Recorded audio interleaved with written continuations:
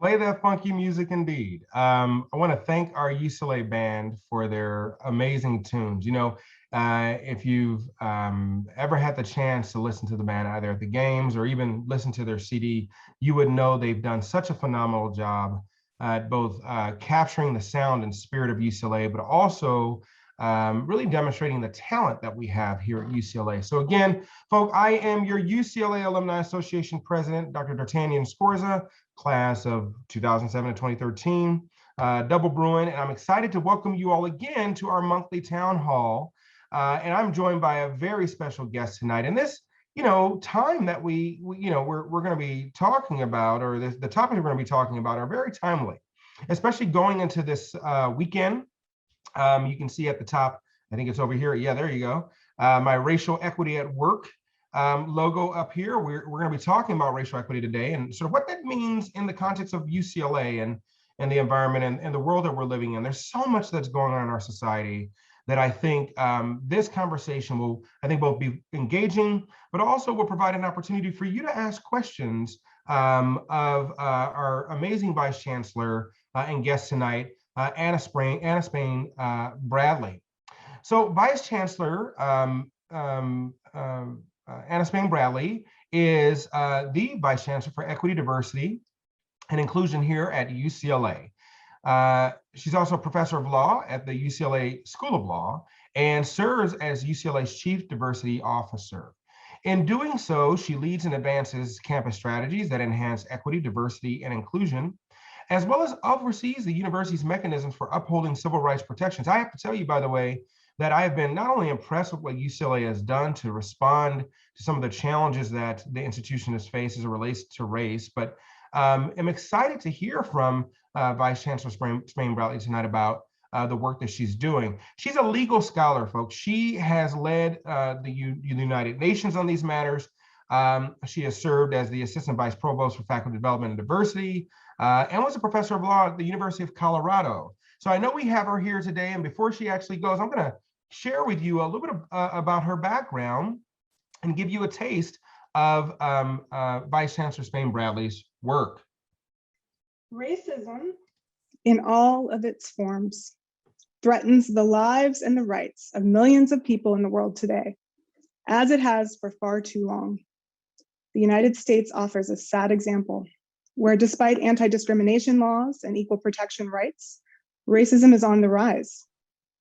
The past year has thrown the symptoms of this ill in our face. Police continue to racially profile and murder Black people at alarming rates, prompting public outcry, but little remedy. Law enforcement efforts to curb rape and sexual assault have failed to protect Alaskan Native women, who experience disproportionately high rates of sexual crimes and murder. Muslims face continued discrimination alongside people of Hispanic and Latinx descent, the nation's largest and fastest growing minority group. So now that you've gotten to see sort of some of the work that Vice Chancellor Spain Bradley has done, we're going to have a really unique conversation today about what this sort of means in our society, right? So again, Vice Chancellor Anna Spain Bradley, welcome to tonight's town hall. I want to thank you so much for joining us and for being here and give you an opportunity to sort of say hi to the audience. Hello, everyone, and thank you so much, President Scorza. It's so nice to be here. It's an honor to see all the ways in which somebody who is once a Bruin is always a Bruin. And, I can't see you all, but I know how many folks have logged in tonight, and you're coming from all over the place. And, it's just wonderful to be a part of a community that's associated with something so valuable to all of us, the pursuit of knowledge and education. And UCLA remains committed to that throughout its long history. And I am committed to that as Vice Chancellor for Equity, Diversity, Inclusion. And we're here today to kind of talk and think through, where are we in this moment in 2021? Where are we as a nation? Where are we as a world? How do we achieve values that we say that we care about when it's really hard to do that? And what does it mean, not just for the business of creating environments that are equitable, appreciating the diverse ways that people show up and identify and want to be celebrated, and making sure that everyone has opportunities that are inclusive. It's also about tackling the hard things. So one of the things that people don't often realize about my role at UCLA and the Office of Equity, Diversity, and Inclusion is we don't only do that work, we're also in charge of upholding civil rights protections for everyone throughout the UCLA community. And that gets us into the important and often challenging work of addressing and preventing discrimination in all of its forms, including racism. So I'm excited to be a part of this conversation tonight. I'm excited to hear from all of you and the questions some of you have already sent in, and just engage and hold space together. So thank you for having me. It's such a pleasure to have you here. And folks, if you're just joining us tonight, I'm joined by Vice Chancellor Anna Spain Bradley, our Vice Chancellor of Equity, Diversity, and Inclusion here at UCLA, who is a leader in the field nationally doing this work. And if you have questions, I want to make sure we get your questions. Be sure to email Julie Sina at jsina, JSINA, at support.ucla.edu. So let's be sure to have you all submit your questions to Vice Chancellor Spain Bradley, and I will be more than happy to ask them of her. So again, these monthly town halls are for our alumni community to stay connected with the university, stay connected with each other, and sort of be able to tap into the spirit of UCLA. So, you know, Vice Chancellor, you've been here now, right? And you've transitioned here to UCLA since what, September 2020? Mm-hmm. Is that right? That's right. So what has this transition been like for you? I mean, let's just start with a personal level. I mean, with family and friends and making the move. I mean, what has it been like coming to sunny Southern California? Well, I think that anytime anyone gets to come to sunny Southern California, it's usually welcome. The weather here is exceptional. But my family and I'm a mom, and my husband and I, we drove around a forest fire, had to detour a day into Wyoming to get here. We moved here from Colorado in September, and it was quite a time to move during the global pandemic, and having to bleach wipe down the handles whenever you stop and do all these sorts of things. And we finally gotten settled a little bit in Los Angeles, but I have yet to experience all the wonderful things that Los Angeles as a city and UCLA as a campus has to offer. So I very much look forward to getting out there and welcome recommendations about where to go and what to do and what to see as we start to really get settled. It's been wonderful to come to UCLA at a time in which there is really no part of UCLA that's not interested and committed to figuring out how to pursue equity, diversity, inclusion. So there's been a lot of support out there, a lot of creative ideas around what we've done before and what we should be doing going forward, and a lot of growth in this area. It's been a really incredible, vibrant time. I have met with several alumni groups throughout my time, all on Zoom, and you all are incredible. I mean, you have busy lives and you have things to do, and yet here you are at 5:10 on a Pacific Standard Time, logging in to be with your alums. So I just want to say again how impressed I've been with the vibrancy of the alumni community that I've met so far. Fantastic, thank you. Well, I have to tell you, there are a lot of amazing things you can go do, from obviously going to the beach and driving through the Black Hills and the Big Sky is certainly a beautiful experience as well. But if you have not yet gotten to the beach, you got to get to the beach. It's a great place to go. Well, I'll tell you what. So understanding that UCLA is a unique institution, right? That in many ways I feel like we're one of a kind, right? This is a place that sort of birthed a lot of activism. It births research. It sort of brings together a lot of diversity, right, here in Los Angeles. One of the things that people often talk about is how much they appreciate and value the diversity here at UCLA. What has sort of most surprised you about the institution since you've arrived? And again, I know it's been this interesting dynamic with the pandemic, but what do you feel most surprised by? So there's, let's say, maybe 90 to 100,000 members of our broad UCLA community. And it's like a city or a town. And when you think about that, and you think of all the ways in which the university is not just a place of learning, a place of academic research and support for students on their educational journey, but it's so much more. We have a health system, we have a hospital, we have to do all kinds of emergency response, dealing with important issues around technology. There's just a lot that goes into that, which is UCLA. And so joining the leadership team here has been really eye-opening to see all the incredible folks who you don't even know are working here, and but for them, UCLA wouldn't run. So I've been really encouraged by just the deep commitment that people have to doing their part, even when they're not as acknowledged as maybe they could be. I think the other surprise has been how hard it is to get messages to everyone, because some people are on Twitter, and some people are on Instagram, and some people read an email or a newsletter, and other people, it's just hard to find ways in this virtual environment to reach everyone. And that's been a real priority of mine, is trying to share with our community, with all at UCLA, exactly where we are in this moment on our EDI journey and where we need to go in the future pretty quickly to meet the needs. Well, talk to us about that. Where are we on this EDI journey? Like I mean, we know we're in a unique moment, and trust me, I want to get to that conversation, but where is UCLA in this journey at this time? So, I mean, I think we could ask that question of pretty much most places and spaces, because anyone who's thinking about EDI work and the way that you were in 2017, the world's changed, the country's changed, people have changed. And we're still in the moment of changing, of adapting to the conditions that are happening right now. So we're not out of it yet. And it's not really a good time to say, here are the 5 things that we need to do, when we know come fall, those 5 things could shift again, because we're still in this moment of change. And change is incredibly difficult for many of us. It can be stressful, the sense of uncertainty.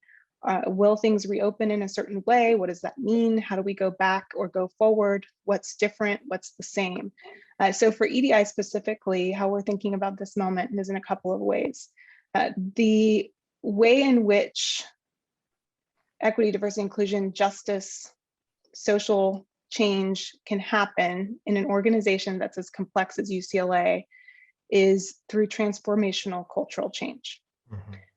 Big fancy way of saying people, most of the 100,000 of us need to show up, behave, look at each other, treat each other, speak to each other, email each other in a way that honors our shared dignity. I see you for how you want to be identified, and I value and celebrate that. You see me the same way.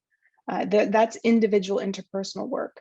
There's also the harder work of looking at the structures. There are certain things about any organization that are structural. There's policies that protect the structure. There's practices and norms that protect the structure. And maybe that structure worked in 1920 or 1960 or 1980. And we have to critically assess, does it work today in 2021? Does UCLA's very structures, the ways in which they prioritize certain things, preference certain people, does that work for us now? Those are difficult conversations that involve, at their best, talking with the community. And that takes time. And it's easier in person, a little harder to do on Zoom. So there are changes afoot. And I think the question of looking at the big things, so often universities or your workplace, wherever you work, will say, hey, everyone, let's take training. And one of the things we do in EDI is empirical research informed approaches to this work. We ask, what's the research on training? When does training work to change behavior? Where does it get stuck? What other interventions work better to change people's behavior? And in a workplace, there will always be a few people who misbehave, who engage in prohibited conduct, who do things that are discriminatory or biased, and they shouldn't do that.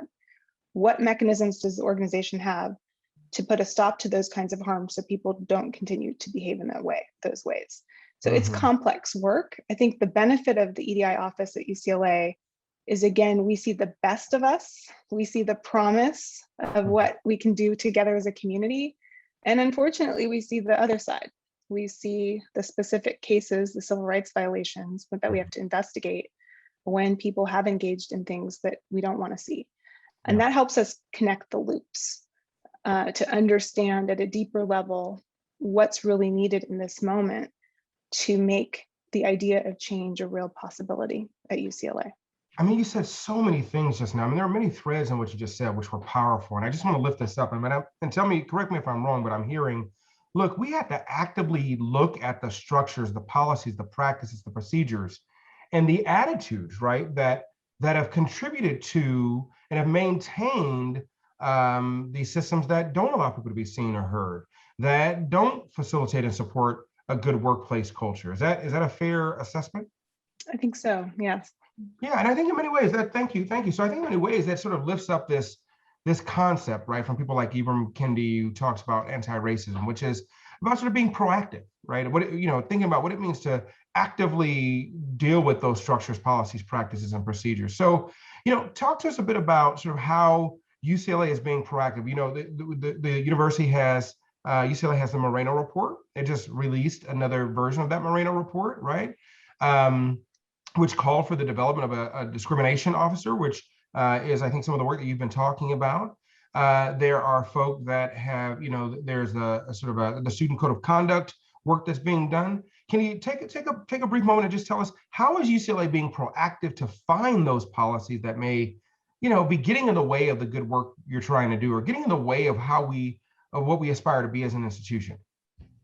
So great questions and a series of them. And I just want to take it back to the first part. So talking about Ibram Kendi's book, How to Be an Anti-Racist, and thinking about this word, anti-racism, that we have heard throughout the last year and that many people have been talking about. And I want to do a nod, and this I'll put on my law professor educator hat. There's a deep literature, many scholars, researchers, authors, activists, advocates for a very long time whose work has contributed to understanding a couple of core things about racism in particular. So here, narrowing from all forms of discrimination into thinking about racism as a particular kind of discrimination. Racism is by design. It is not accidental. And I nod here to 1950, when a group at the United Nations called Unesco issued a very important report called The Race Question. And if you haven't read it, it's on the internet, The Race Question, 1950 UNESCO.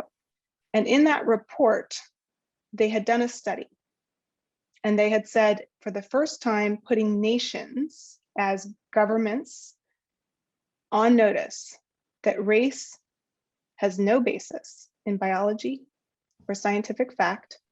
It is a construct made up by people, full stop. So when we think about that, then there's been a lot of work developing that.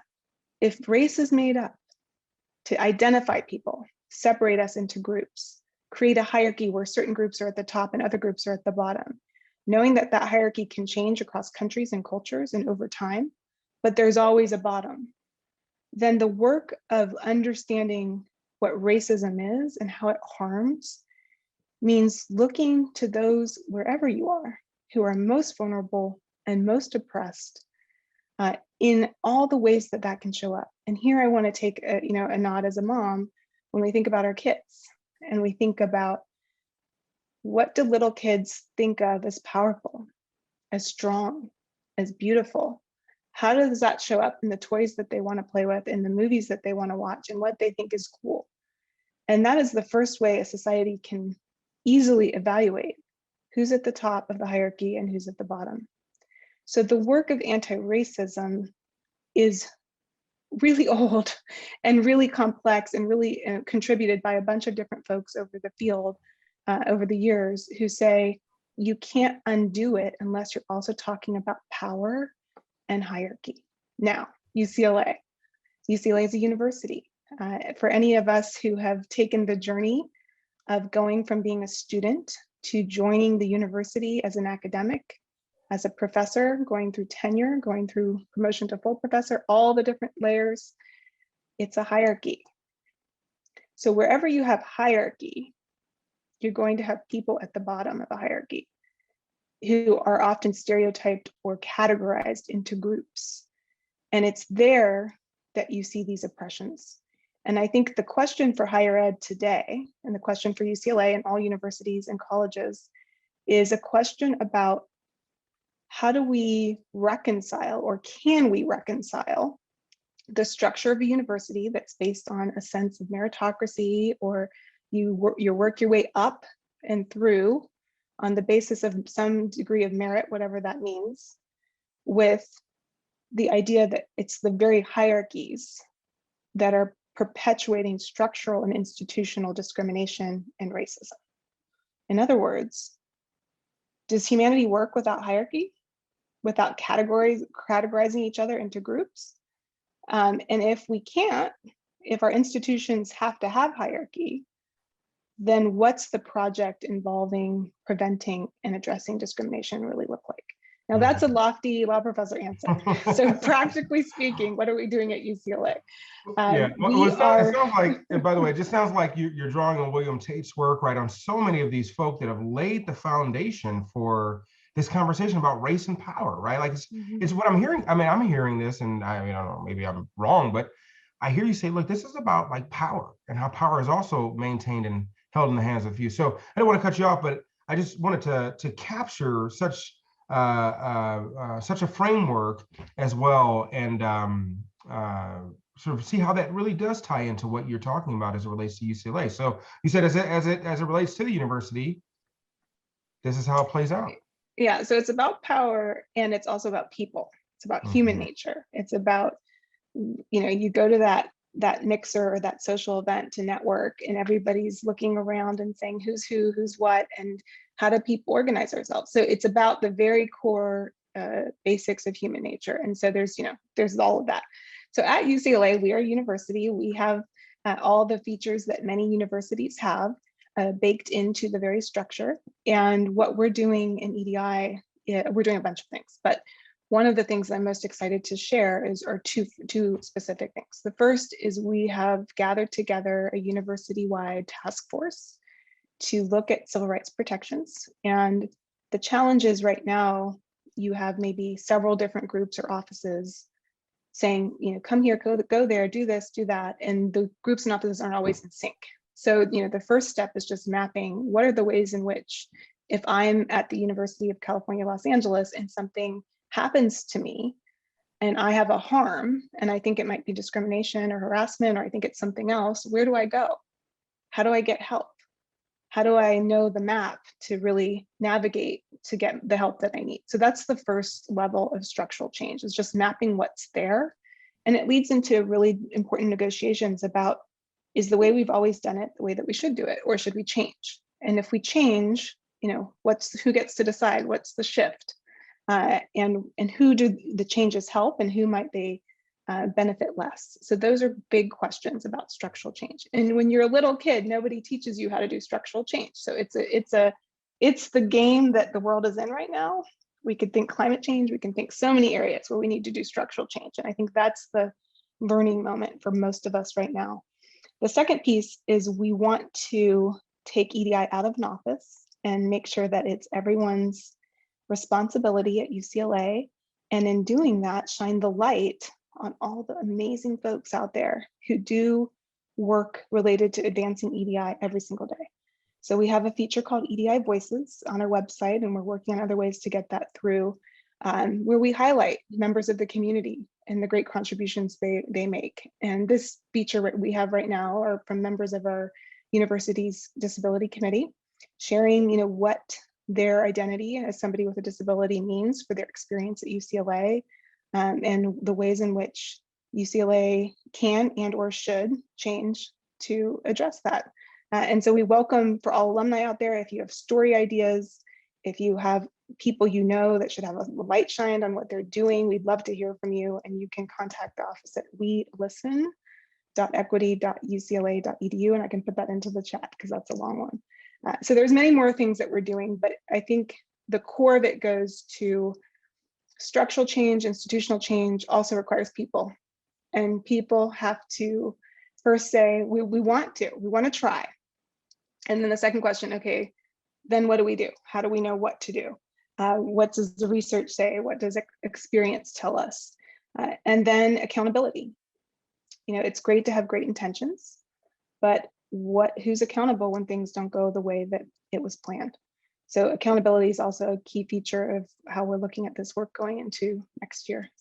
Yeah, fantastic. Well, listen, if you are just joining us tonight, my guest is Vice Chancellor Anna Spain Bradley, phenomenal legal scholar and professor, as well as the Vice Chancellor of Equity, Diversity, and Inclusion here at UCLA. We're having a a great conversation about what it means to really, in many ways, achieve racial equity, both at the university, but more broadly within our society. If you have questions that you'd like to raise so that I can ask Vice Chancellor Spain Bradley, then please email them to Julie Sina, JSINA, at support.ucla.edu. I want to also recognize and acknowledge quite a few of our board members who have joined us tonight and thank them for their time. Thank each of you, many of you alums that are active, Carlos and John, and thank our team alumni, Gloria and Estella Lay. Thank you all so much for joining us and making it possible to serve our alumni as well. So given that, Vice Chancellor, so people really want to know, they're like, look, we are in a moment, right? How is UCLA starting to respond to these social justice issues or issues of racial inequity, of the pandemic, right? COVID, et cetera, through an EDI lens? Like what is the way in which we're taking these issues on, and how are you helping the university respond to them? So lots of big questions, and I'm one person who's part of the university, so I'll just speak for myself and not on behalf of you, all of UCLA in this response. What we know about EDI, it doesn't work to do EDI as an ad hoc add-on, as a plus one. You have to embed EDI perspectives, and it has to not just include equity, diversity, and inclusion, but also justice and other things into all the work that a university or any organization does. Financial planning has to have an EDI lens. Making priorities has to have an EDI lens. Thinking about where communities are celebrating or where communities are struggling, make sure you have an EDI lens. And the reason I say that is because if we think about America right now, there are communities who are crying out and their voices are being heard, some for the first time, some for the many umpteenth time, because they're in pain, because there's continued ridiculous harms that keep happening. And I think we can all imagine exactly what I'm speaking to here. And there are also communities that are perhaps so small or so disadvantaged that they can't even get their voices in the media or on the platforms and to be heard. So take that to UCLA. Who's in our community? Who do we hear from if you are in charge of the university? And there's like a lot of different groups in charge of the university. As a footnote, UCLA does have this important structure where it's shared governance between the chancellor and administrative leadership and the academic senate. And that's a piece of the structure that people don't always realize about UCLA. But whoever's in charge, we're going to hear from certain groups. And there will be other groups that we have to go looking for. We have to proactively seek out and say, what's going on for you? Because they might be so disadvantaged or not in a position to get their voice out there.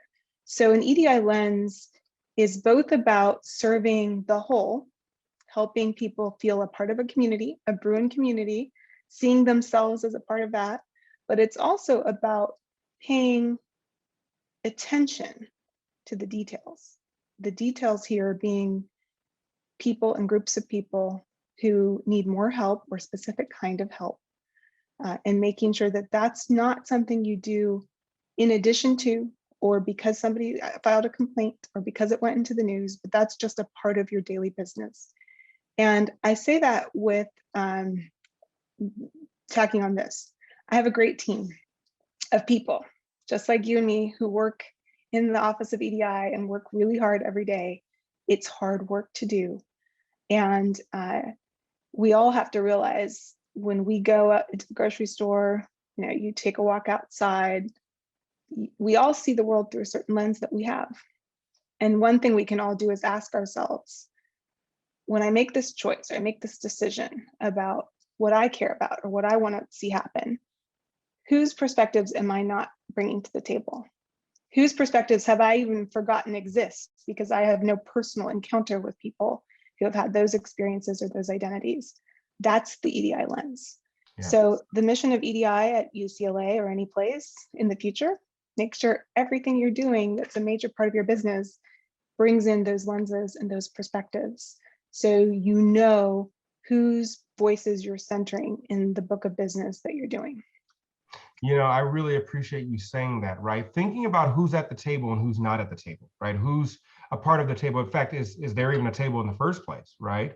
That you've made available, or should there be a table, right? So I think all of these things are really important. This idea of moving voices from the margins and the periphery to the center, where decisions are being made, where power is enacted as well. No, I really want to thank you for lifting that up. But there's something else that you said, which actually I think struck a chord with folk in our audience.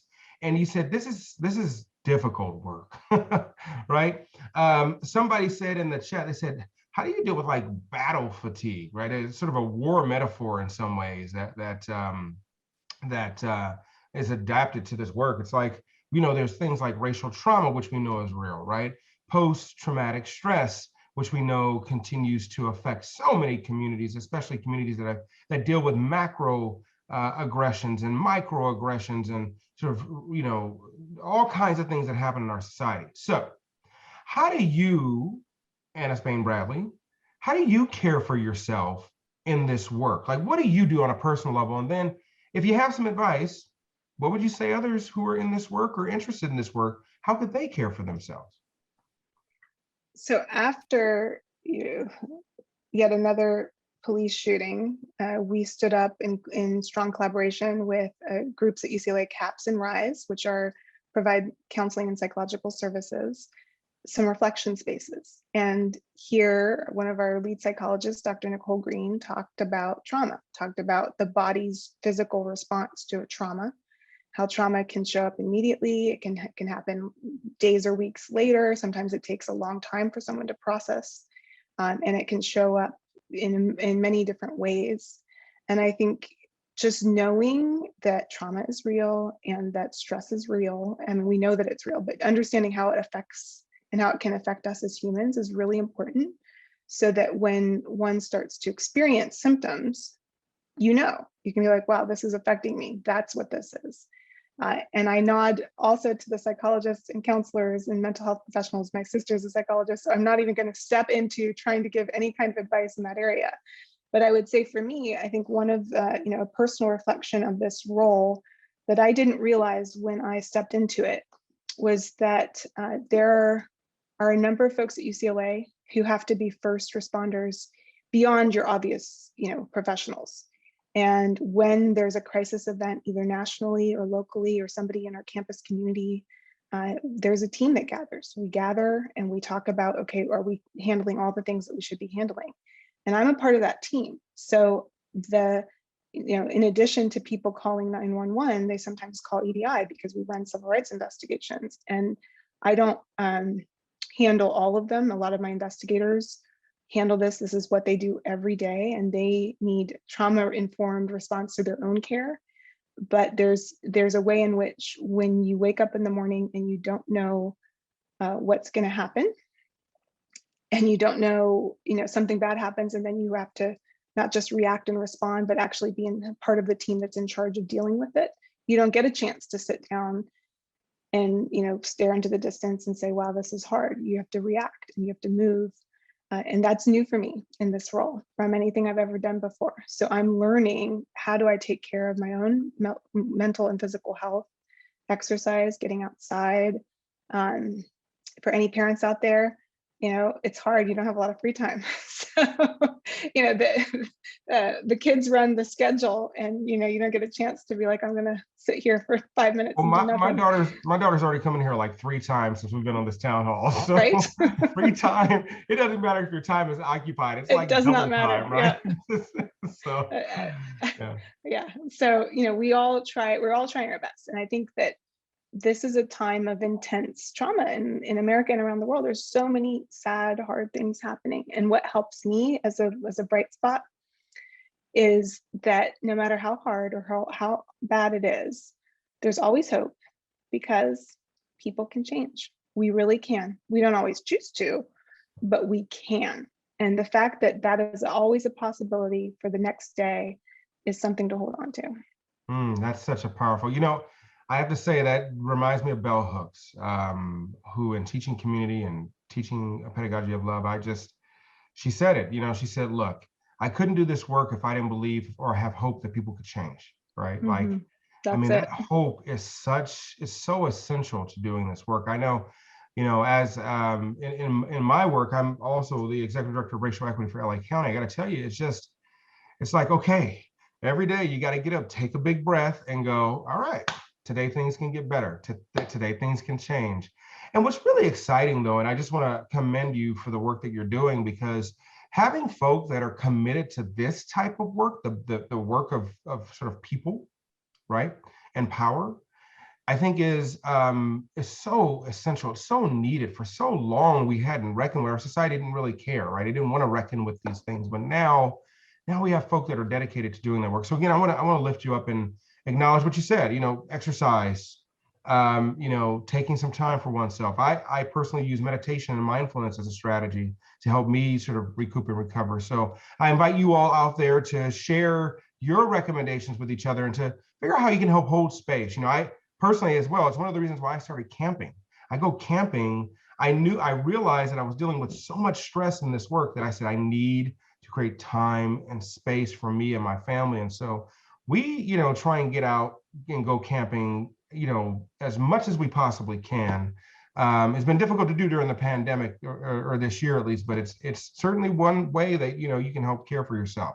So there are other questions that are coming in our audience. And again, folk, if you're just joining us, my guest tonight is Vice Chancellor Anna Spain Bradley, the Vice Chancellor of Equity, Diversity, and Inclusion here at UCLA.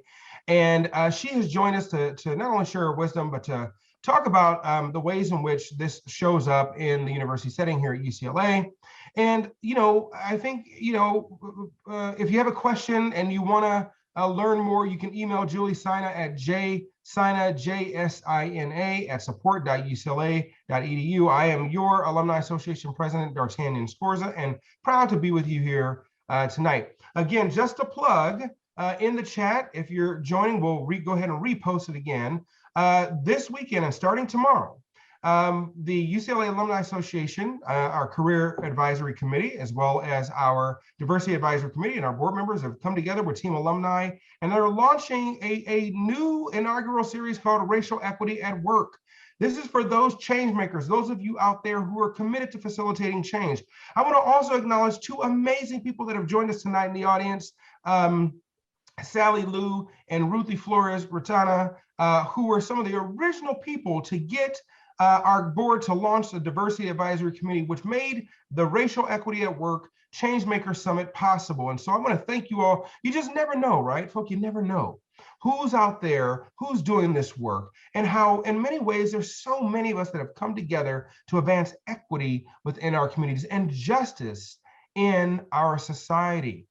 So with that being said, let's go ahead and get back to your questions. So one of the questions that's come in, Vice Chancellor, is really about like how you deal with people who are like, yo,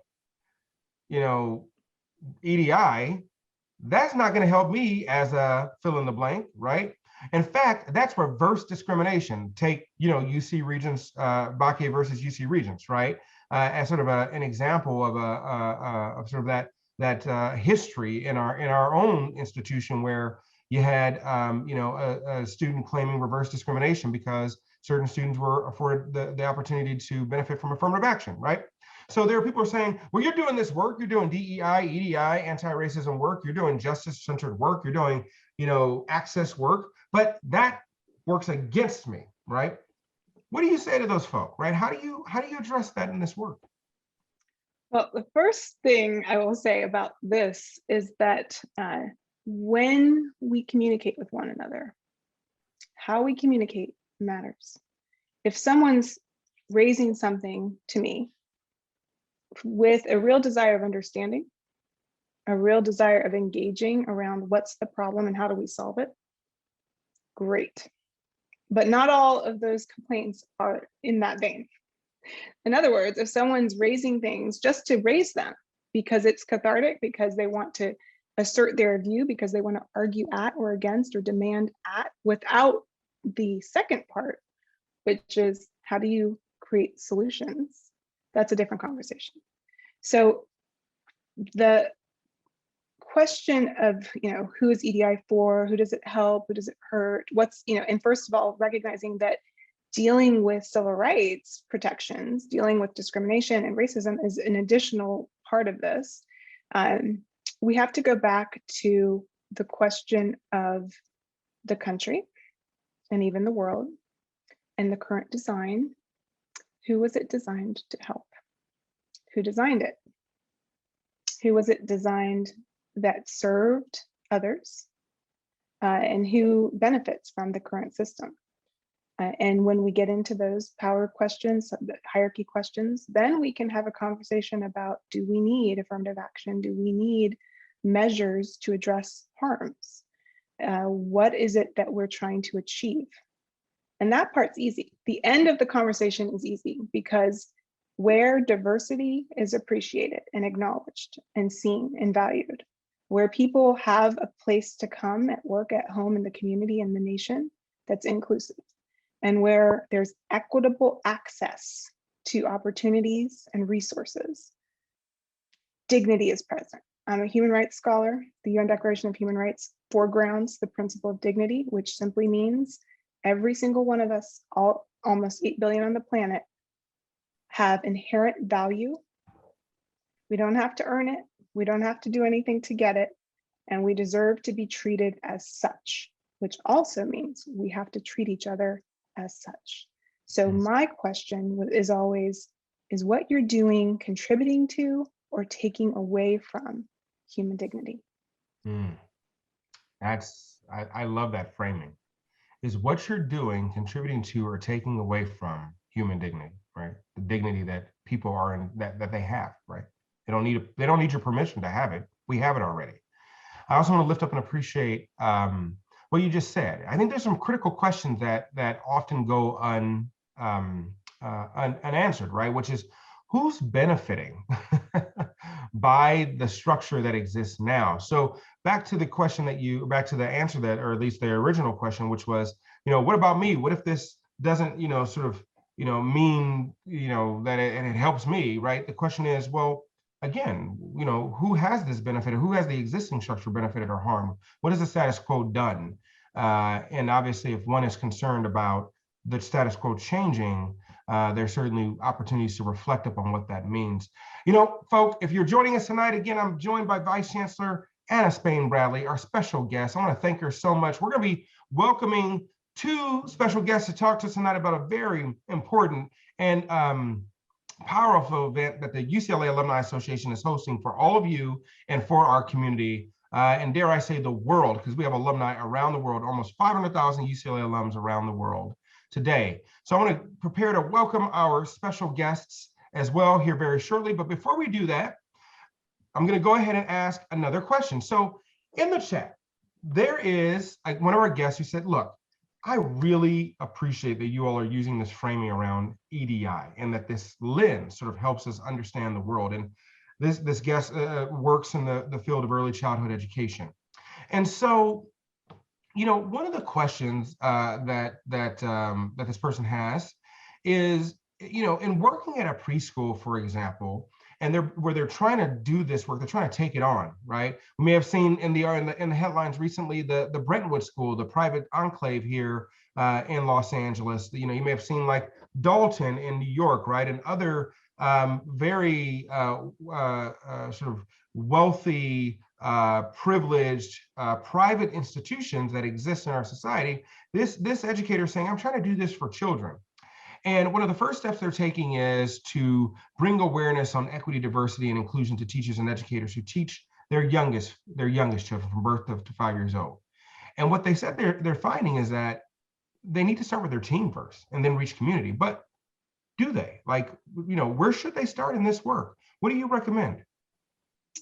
So the part of the question, you said they need to reach something before community. So they need to start with their team. They need to start with team, the folk in the school before they work with the community. But could it be argued that you need them both? That you need to start with community? Like where should this educator start with this work?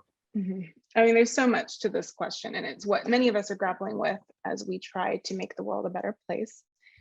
For early childhood, it's complicated because anyone who has been a child or has children or is around children, when you are in the third grade, you don't want to be different. You don't want a teacher coming and telling you, hey, you have this identity that's different from most of the other kids in the class, and we're going to celebrate your identity this month.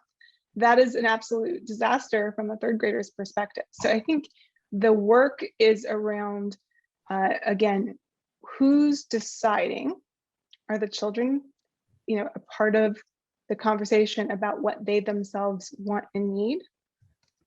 And is the team representative of enough different kinds of ways that humans identify across race, ethnicity, national origin, gender expression, sexual orientation, that any child in the group, as that young person is trying to figure out who they are in their family, who they are in their community, who they are going to be in the school with their friends, feels safe to explore that without having the real, but also very oppressive history that maybe you're not ready to hear at third grade put on you. In other words, when do we help our children see all the trauma that's real and the reality that's real, and when don't we? And here we get into the question of privilege, because some of our kids don't have the privilege of waiting. Some of our kids don't get to wait until they're in 8th grade and learn about something in a history book. They see it from the time they're 5 years old and walk out the house. So there are no answers. There's no one, me or anyone else, who can answer that question.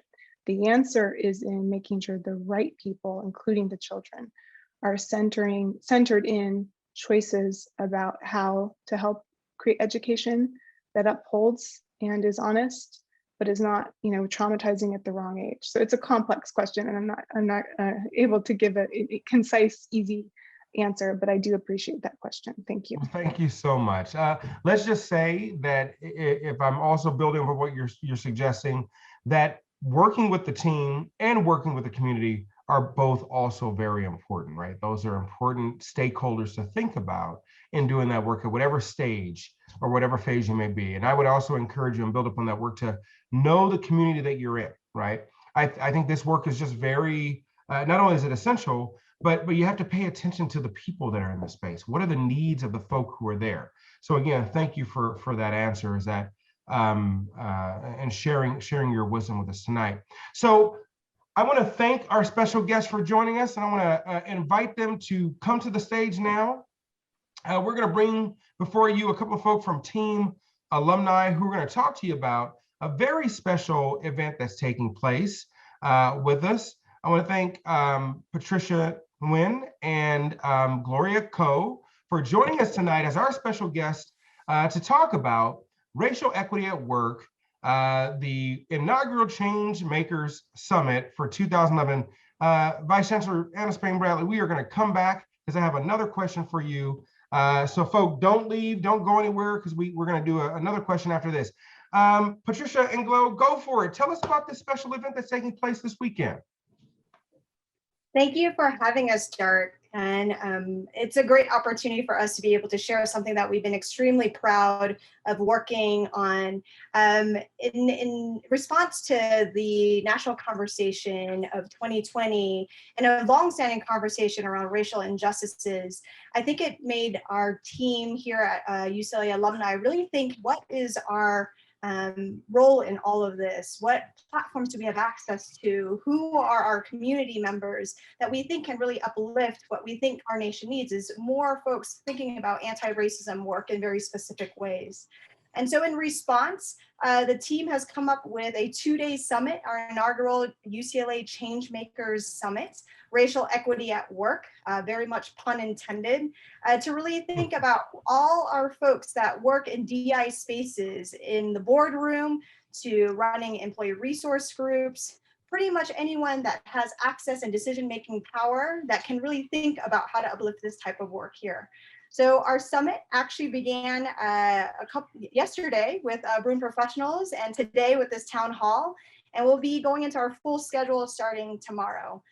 But I will say, as Senior Director of Diversity Programs and Initiatives, it's been such a great way to think about intersectionality in terms of the platforms we can use. So not only has this been a solo effort of diversity programs initiatives, we've been really partnering with our alumni career engagement team. So I'm going to pass a bit to Gloria to talk a bit why this has been important in the career space. Thanks, Patricia. Hi, everyone. My name is Gloria Ko, class of 2006, and proud Bruin, double Bruin, got my master's in education 2007. And truly, this event is such a wonderful nexus of how work is so important to our identities and how our identities play into our work. So many of us, maybe unwillingly, are thrust into positions of having to speak for our communities or have to, create plans or lead teams to have difficult discussions.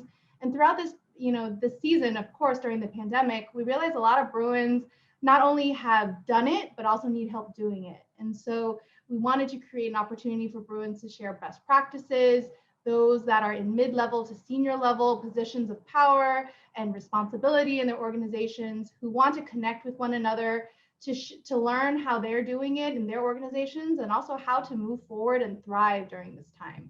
And so we're really excited for this opportunity. We've extended our registration, especially for those that are part of this town hall that are interested in attending. It's free, but also we are welcome those to become sustaining donors as well, who are interested in going to the event. And truly, this is an opportunity for you to learn from other Bruins, connect with those that are doing the work in their organizations, and then also take care of yourself as well. Where this is truly a labor of love and also passion for those of our Alumni Association board who are in this work, and also our staff members who are seeing this need in our alumni.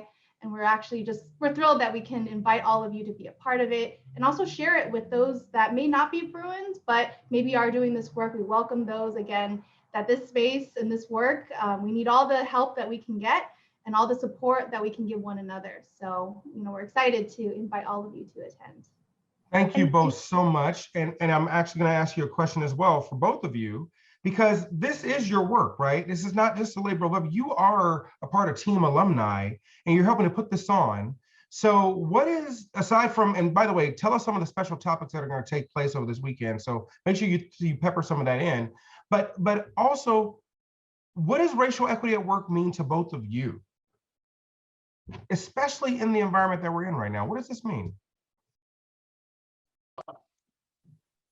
I think in reality, it's thinking about the systematic structures that are in place that really prevent access for individuals to be their full selves in certain ways. So for me personally, given all the stuff that's been going on in terms of the Asian American community, in terms of what's happening with our Black community, even our Latino community that hasn't been actually hitting national news, we know all our struggles are intertwined, and racism is a big part of that. So, for me, when I think about racial equity at work, it's thinking about the areas that I have access to and privileges to use these kind of platforms to really start these conversations so we all can be the human beings that we want to be without these issues of stereotypes and microaggressions and systematic issues that block access.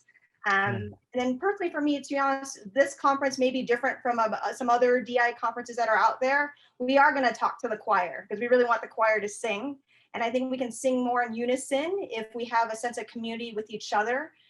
Because I know, particularly as a DI person myself, I know, Dart, we've had these conversations too. This stuff is exhausting and it's emotionally draining, but we know this is important work because it's trying to do stuff that's going to be better for everyone. Thank you so much, Gloria. I guess for me, I'm looking at the lens through the career space, and race and racial equity is so important for all of us so that we can all grow and thrive and also have and reach opportunities that we want at work, whether that's in our workplaces, in our own businesses. I know many of us come into UCLA hoping for that social mobility and having that key to unlock a life that maybe our parents were excited for us to have, or that we never really dreamed that we could have. And so, so many of our Bruins enter the workplace, they're hard workers, they're thriving, but maybe they're not reaching the levels of success and they don't quite know why. And they get feedback saying that, it's a culture fit, or that, oh, it's your tone or something, right? And so, there's many things that we as Bruins are going to come into, and that having a community of people who are trying to move forward the work of racial equity can have the words to say to power that they need to talk to, but then also having the support and knowing that they're not alone in this journey. And so, especially from a career aspect, we all want our Bruins to succeed and to reach the levels that they desire. And so racial equity is key to that. Thank you both so much for joining us tonight as our special guest. I want to congratulate you for what I know will be a very successful summit. We're super excited to be supporting this work. Happy to be able to thank you for inviting me to participate. I want to thank you all so much and encourage you all to sign up. This is going to be a really powerful event, folks. You cannot miss this event. So be sure to sign up. I also want to acknowledge what you just said, that this is emotionally exhausting, right? Doing this work can be a drain on us. And I was just having this conversation with one of our guests who's on tonight, who's a part of my team in the county, Lizeth Rosales, who's a UCLA Anderson MBA graduate. And she's working with me on Team Artie in the Anti-Racism, Diversity, and Inclusion Unit at the county. And we were just talking like, you know, we got to find ways to care for ourselves, right? So I know that some of the topics tomorrow are going to be focused on what it's going to take for us to care for ourselves, how we can strengthen this work in our field, how you could, you know, have conversations with your boss, right? So I just want to lift you both up for the hard work you've put into it, and thank you again for joining us tonight. So before we wrap up, I have one final question for you, Vice Chancellor Bradley and Spain Bradley, and we're gonna come back to this and give you the final word as well. So let me first start by acknowledging the messages you and Chancellor Block have shared with our Bruin community over these past months. And, you know, I want to quote a specific note that just happened on April 14th with the killing of Dante Wright, where you said, look, these are also critical moments where coming together can provide comfort and an important reminder that we are part of a community. As members of the Bruin community, we are committed to justice, dignity, being the best allies we can be, and helping to ensure that Black lives matter to all. So with that, what word or words of wisdom would you like to leave us with tonight in the minute or so that we have remaining, you know, that you want us to take away? What is the key takeaway you want to leave our audience with tonight?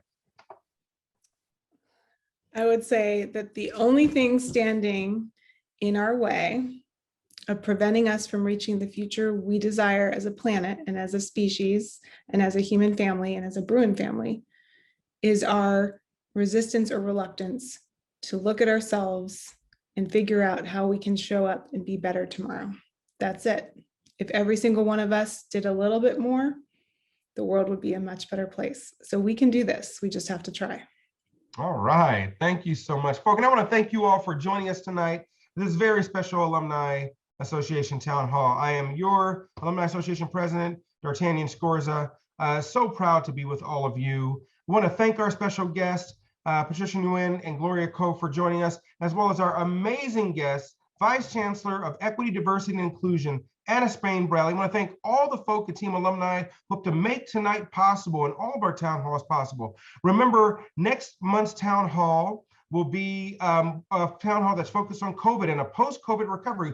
What can we do in this COVID, post-COVID world to make sure that Bruins, that all of you have an opportunity to thrive as we emerge from this pandemic? How can you as students do well? How can your businesses do well? We're going to welcome a special panel, right? Up until this point, we've been having sort of individual and special guests. Next month, we're going to have a special panel of some amazing alums that are going to be joining us. We'll make sure you get the word out there. I believe it is May 15th. Don't quote me on that, but I believe it is. It's coming up very soon, folks. Don't worry, we'll get you a newsletter. We'll get you an email. I want to thank you all again for joining us. And as usual, go Bruins.